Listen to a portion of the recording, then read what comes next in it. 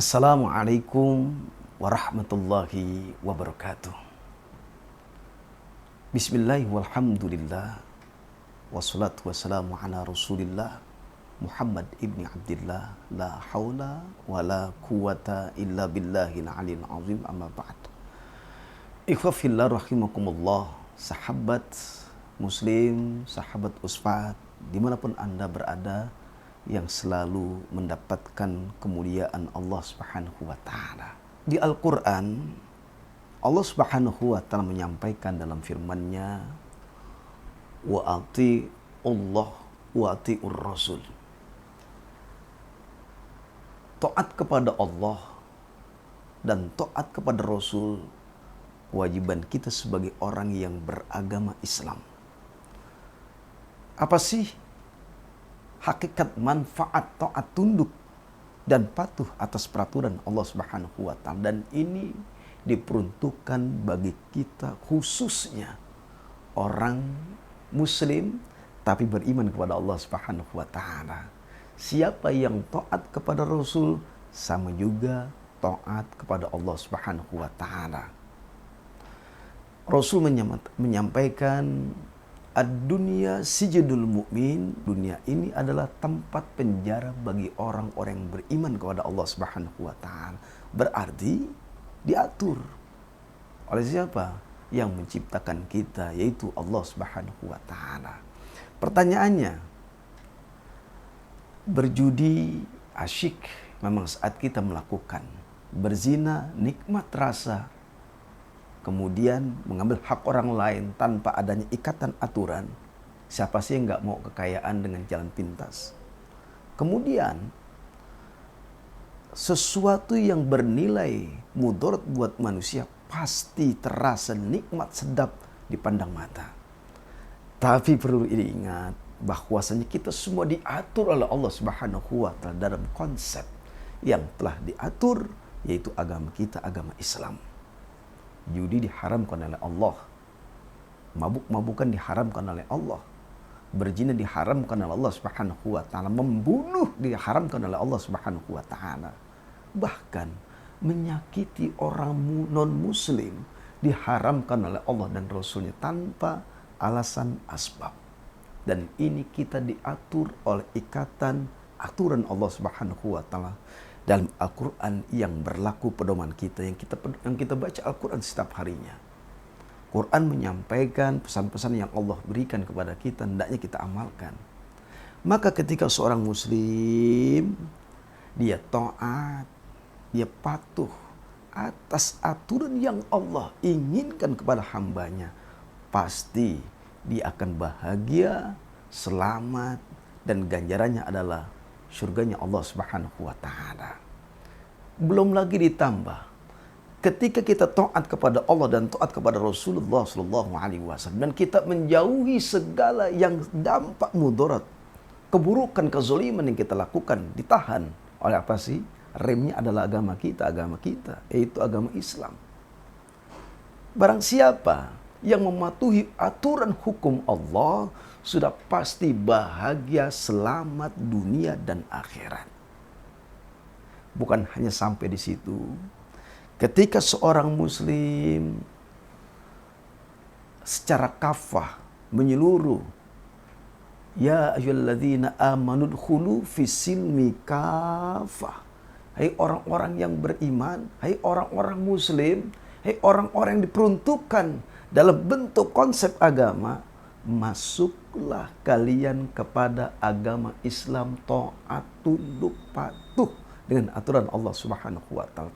Wala tattabi'u khutuwati syaitan, dan Allah menyampaikan pesannya, janganlah kalian mengikuti godaan langkah syaitan yang nyata di dunia, yang memasuki jiwa kita, yang keinginannya untuk melanggar ketentuan hukum Allah Subhanahu wa taala. Ma'alladzina an'amta 'alaihim minan nabiyyin wasyiddiqin wasyuhada'i wassalihin. Dia akan bersama nanti kelak di surganya Allah Subhanahu wa taala bersama siapa? Orang yang mati di medan perang, itu kaum syahidin, kemudian kaum nabiyin, kemudian kaum solihin. Mereka akan di surga bersama yang mereka dimuliakan oleh Allah Subhanahu wa taala. Ketika umatnya Rasul menjalani suatu rutinitas aktivitas kehidupan sehari-harinya, kemudian dibelenggu oleh ikatan rahmat dan hukum Allah Subhanahu wa taala. Di situ ketika dia ingin mencari kerja, mencari jodoh, atau mencari sesuatu yang dilangkahkan kakinya untuk mencapai tujuan, tapi di situ dia ada rem.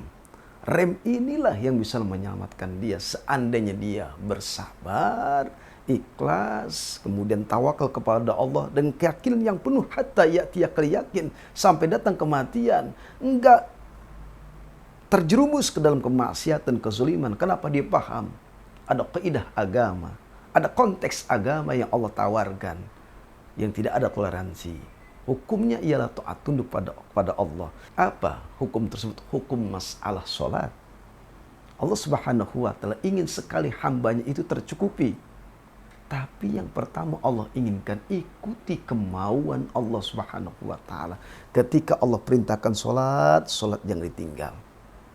Kemudian Allah perintahkan dia sedekah, sedekah sebanyak-banyaknya. Kemudian Allah perintahkan dia berzakat, zakat dikeluarkan. Kemudian Allah melarang dia membunuh, memfitnah, menggibah, menghasut.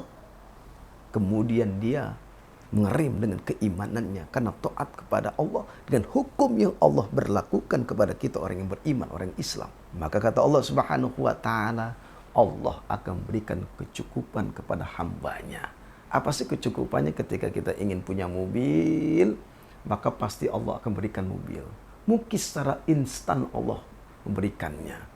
Ketika ingin kaya raya dengan penuh keberkahan yang Allah berikan, pasti Allah akan berikan kepada hambanya ketika dia taat tunduk patuh kepada Allah.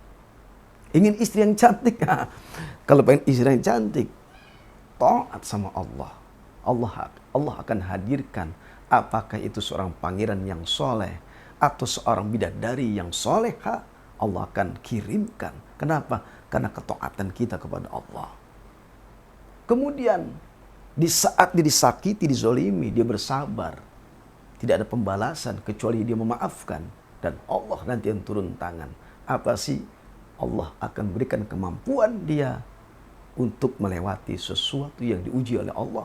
Dan Allah akan berikan ganjarannya, surganya Allah Subhanahu wa ta'ala. Inilah orang yang selalu senantiasa taat tunduk kepada ikatan, aturan Allah Subhanahu wa ta'ala. Kalau sudah taat, tunduk, patuh kepada Allah, Masya Allah, Allah akan hadiahkan kepada diri kita. Hadiahnya apa? Yaitu kedekatan dirinya kepada Allah. Di saat nanti berapa banyak orang nanti di akhirat tidak diajak bicara oleh Allah. Bahkan didiamkan oleh Allah. Kenapa? Dia keluar dari konteks aturan yang Allah berlakukan hukum di dunia ini. Namun ketika dia memantapkan dirinya, tidak terjerumus ke dalam satu hal kezaliman, Allah akan tatapnya dengan senyuman. Nanti Allah akan masukkan ke dalam surganya. Oleh karena ikhwafillah rahimakumullah, gimana sih caranya taat kepada Allah? Yang pertama, belajar untuk bersabar. Yang kedua, belajar untuk menahan diri dari amarah. Inna akramakum indallahi atqakum. Manusia yang paling mulia adalah yang bertakwa kepada Allah, yang taat tunduk kepada aturan Allah Subhanahu wa taala. Mempelajari agama Islam otomatis mempelajari ilmunya Allah Subhanahu wa taala. Orang yang diberikan amanah Quran dan hadis, maka tidak akan sesat di dalamnya. Tidak akan sesat di dalamnya, bahkan keluar menjadi orang yang bertakwa takut kepada Allah. Assalamualaikum warahmatullahi wabarakatuh.